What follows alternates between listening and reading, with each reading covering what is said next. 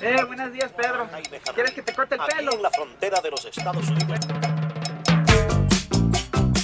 Sí, a ver, pues.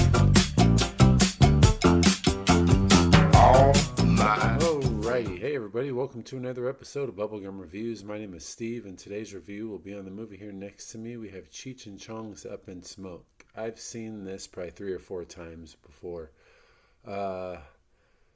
Obviously, in this we have Tommy Chong and Cheech Marin, Stacy Keach, Tom Skerritt. Anybody else? Let's just go with those 4. Those are the 4 mains in this. Little quick summary into this is, so we have a pothead and a deadbeat, and both of them end up joining or meeting at one point, and they evade the cops to get to a battle of the bands and make some money and score some pot. That's pretty much the quickest, easiest summary I can go on this one. It's definitely, obviously, as you can tell on the cover. The one thing I will say is I like this cover. That's creative. That's cool. I like that. So to start things off, to me, Tommy Chong in this, he wasn't that funny, honestly. Tommy Chong was not that funny. Cheech Marin was funny.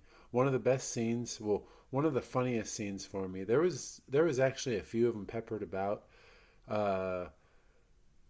but one of the best scenes was the start of the movie where he walks outside to his car and Low Rider's playing. And he starts cleaning his car with his beanie. And then as he's finished cleaning his car with his beanie, he puts the beanie back on his head. So I thought that was hilarious. I liked that whole scene. That was great. Another scene that I liked was the Stacy Keach and his phonies, his backup in the van, with the van that has the little zipper that zips up and down that they can look out of. This movie has some, like I said, there's some funny parts in it. There's definitely some ones that everybody remembers. But then there's some parts in this where it's like, oh God, that's annoying. To me, the whole concert was honestly annoying. That whole freaking part sucked. It was annoying. The music they were singing, that's the other thing. The music that they were singing in that concert, to me, I did not like. The soundtrack score in this is hit and miss for sure.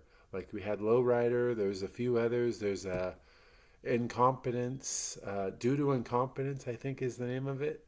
I actually have that one on my Spotify. That's a good one. So it's hit and miss for the music, and the parts where it's miss, it's like I almost wanted to fast forward it just because of how annoying that was. Stacy Keach and Tom Skerritt did a fantastic job. Stacy Keach as the sergeant, he was hilarious. He was great. Tom Skerritt's smaller role, but he was funny too, as the Vietnam vet who was going through PTSD, and he starts hearing, what does he say? There's a bogey on the left side or whatever, and he starts freaking out. That was hilarious. I mean, like I said, this movie has some good stuff. And the scene where that chick did the line of Ajax cleaner or whatever. Oh my gosh, man. Overall, this movie's not bad. But I will say I liked it a whole lot more growing up than I currently just watched it. But I am going to bump up the score because I feel like I went a little too low on it. But still, yes, this one, I don't know if I'm going to keep it or not. But anyways, director in this, we have Tommy Chong and Lou Adler. So Tommy Chong obviously is in all the Cheech and Chong movies.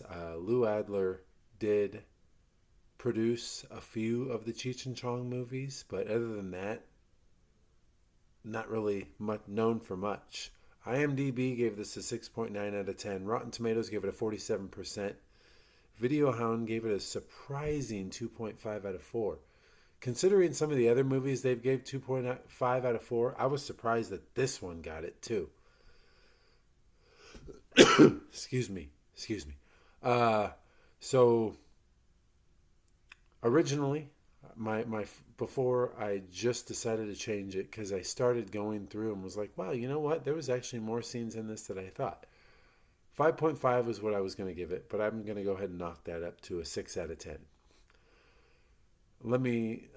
So the scene where they are about to get high in the car and he pulls out that weed and he's like, oh, that's a toothpick. That ain't no joint. This is a toothpick. And then he pulls it out and it's all like, oh my gosh. And then Tommy Chong pulls out that thing and that thing is like a freaking sandwich, just like this.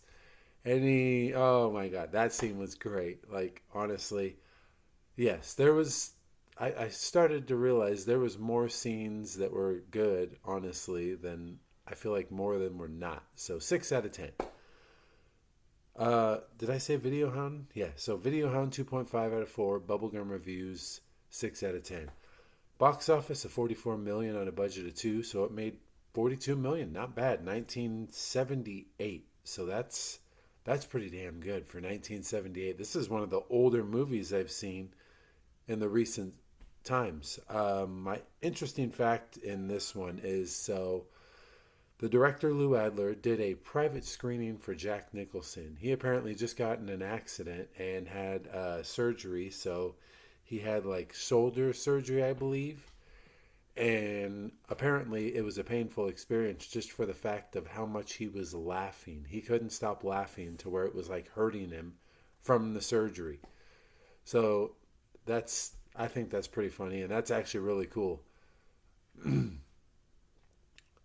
So other than that, I mean, my next reviews up will be, so man, I don't know which one I want to do here, honestly. One of them I've never, well, actually neither one of these I've seen, but one of them I saw the first one of. We'll just, here. We have The Jewel of the Nile, which I watched Romancing the Stone, and obviously this is the edition. We got Danny DeVito down here in the corner, so I do want to see that. But then I've heard this is a fantastic movie as well, and 4 Academy Award winner. That's pretty impressive. So I've never seen this one either. So one of these two will be next. Stay tuned. Obviously, you will find out. I'm leaning towards Traffic, though, but we'll see what happens. Anyways, that is it for tonight. You guys have a good night. Like and subscribe. Check out my letterbox. Check out my eBay. And you guys have a good night. Bubblegum out.